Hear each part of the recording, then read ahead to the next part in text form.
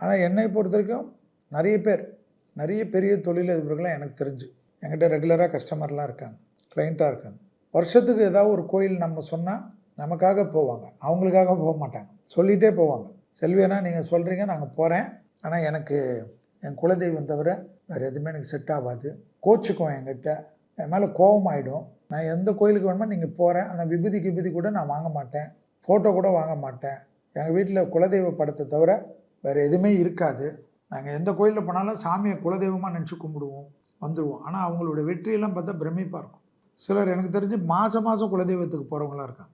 எவ்வளோ வேலையாக இருந்தாலும் போயிடுவாங்க. சிலர் குடும்பத்தோடு போவாங்க, சிலர் தனியாவது போயிடுவாங்க. இந்த குலதெய்வ கான்செப்ட்ன்றது நம்மளுடைய ஜென்ரேஷனில் ரொம்ப கேப் இருந்தாலும் தெய்வத்துக்கு தெரியும். எதை எந்த சமயத்தில் யார் மூலிமா கொண்டு வந்தால் மக்களுக்கு புரியும் தெரியும்.